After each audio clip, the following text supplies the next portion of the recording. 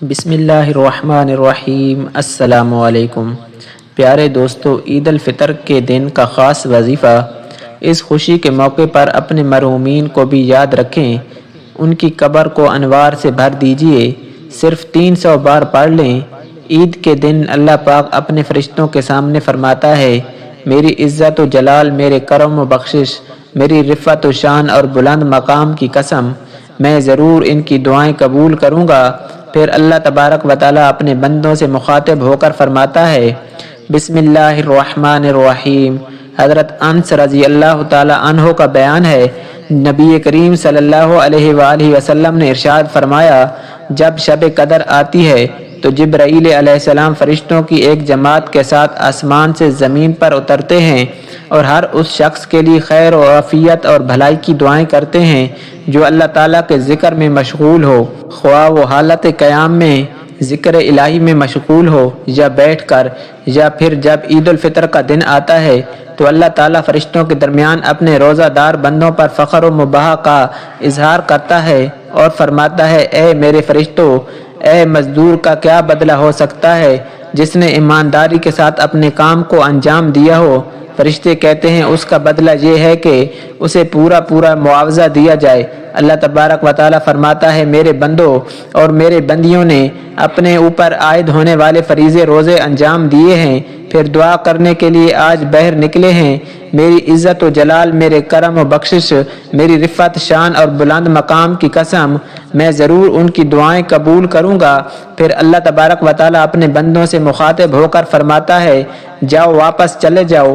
میں نے تمہارے گناہ معاف کر دیے اور تمہاری عصیت برائیوں کو حسنات نیکیوں میں بدل دیا۔ جناب رسول صلی اللہ علیہ وآلہ وسلم نے فرمایا، پھر لوگ بخشے بخشائے واپس گھروں کو لوٹ جاتے ہیں۔ شوال کا پہلا دن عید الفطر ہے۔ نبی کریم صلی اللہ علیہ وآلہ وسلم نے اس دن کی فضیلت کے بارے میں فرمایا، جب شوال کا پہلا دن ہوتا ہے، آسمانی منادی ندا دیتا ہے، اے مومنو، اپنے تحفے کی طرف دوڑ پڑو۔ امیر المومنین حضرت ابن ابی طالب نے عید الفطر کے ایک خطبے میں ارشاد فرمایا، اے لوگو، یہ دن وہ ہے جس میں نیک لوگ اپنا انعام حاصل کرتے ہیں اور برے لوگ نا امید اور مایوس ہوتے ہیں، اور اس دن کی قیامت کے دن کے ساتھ کافی مشابہت ہے۔ اس لیے گھر سے نکلتے وقت اس دن کو یاد کرو جس دن قبروں سے نکال کر خدا کی بارگاہ میں حاضر کیے جاؤ گے۔ نماز میں کھڑے ہونے کا وقت خدا کے سامنے کھڑے ہونے کو یاد کرو، اور اپنے گھروں میں واپس آتے ہوئے اس وقت کو یاد کرو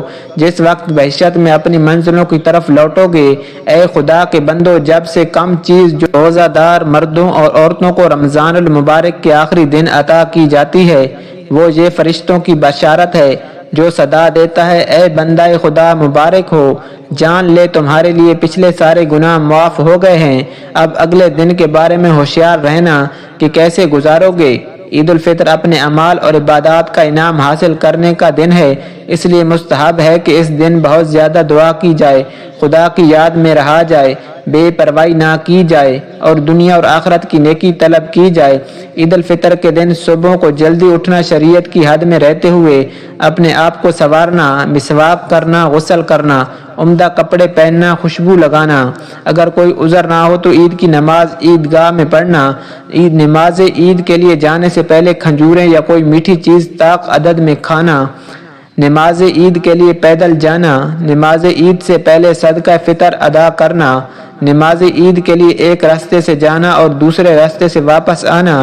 نماز عید کے لیے جاتے ہوئے راستے میں تکبیر تشریع آہستہ آہستہ آواز سے پڑھتے ہوئے جانا، اللہ اکبر، لا الہ الا اللہ واللہ اکبر، اللہ اکبر وللہ الحمد۔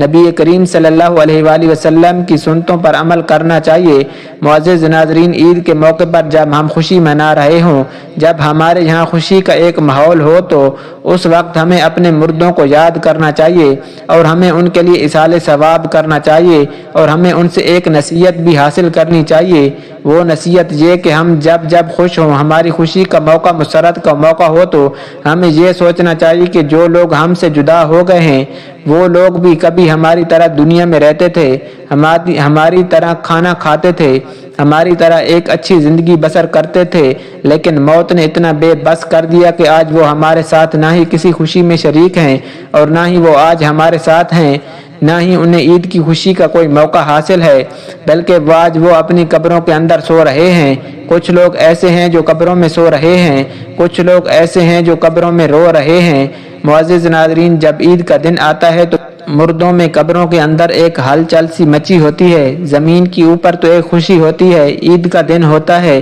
ایک بہت ہی پرمسرت موقع ہوتا ہے، لیکن قبر کے اندر کا ماحول یہ ہوتا ہے، اللہ پاک جو عذاب رمضان میں ان پر سے اٹھاتا ہے وہ واپس نازل ہو جاتا ہے۔ جیسے آپ صلی اللہ علیہ وآلہ وسلم نے فرمایا کہ جب رمضان کا چاند دیکھا جاتا ہے تو شیاطین کو جکڑ دیا جاتا ہے، ان کو قید کر دیا جاتا ہے، اور مردوں کے عذاب میں بھی اللہ تعالیٰ رمضان میں تخفیف فرماتا ہے، لیکن جب رمضان کا مہینہ جاتا ہے اور جیسے ہی عید الفطر کا چاند نظر آتا ہے تو پھر اللہ تبارک و تعالیٰ فرماتے ہیں کہ ان کو اس قید خانے سے نکال دیا جائے اور قید سے رہا کر دیا جائے، تو ان شیاطین کو آزاد کر دیا جاتا ہے، اور اسی کے ساتھ کچھ مردے ایسے ہوتے ہیں جن کے اوپر سے صرف رمضان بھر کے لیے عذاب میں تخفیف کی گئی تھی اور رمضان ہی میں ان کے اوپر سے عذاب کو ہٹایا گیا تھا،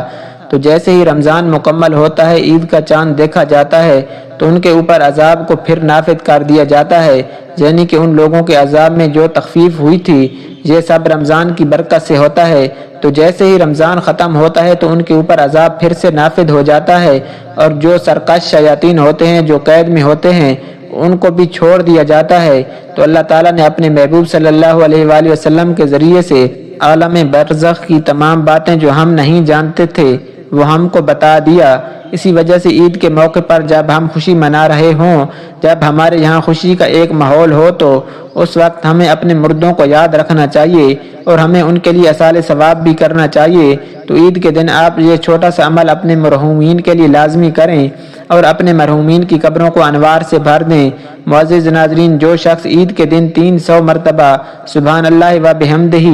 پڑھے اور فوت شدگان مسلمان کی ارواح کو ان کا ایصال ثواب کرے تو ہر مسلمان کی قبر میں 1000 انوار داخل ہوتے ہیں، اور جب وہ پڑھنے والا خود مرے گا اللہ تعالیٰ اس کی قبر میں بھی 1000 انوار داخل فرما دے گا۔ معزز ناظرین، چھوٹا سا عمل ہے جس میں بس چند منٹ ہی صرف ہوں گے، فائدہ بہت ہے، خود بھی کریں اور آگے بھی ایصال ثواب کی نیت سے شیئر کریں۔ اللہ تبارک و تعالیٰ سے دعا کرتے ہیں اللہ تبارک و تعالیٰ ہمارے اور ہمارے مرحومین کی کبیرہ اور صغیرہ گناہ معاف فرمائے، آمین۔ معزز ناظرین، کامنٹ باکس میں اللہ کے 99 ناموں میں سے ایک نام ضرور ٹائپ کریں۔ جزاک اللہ۔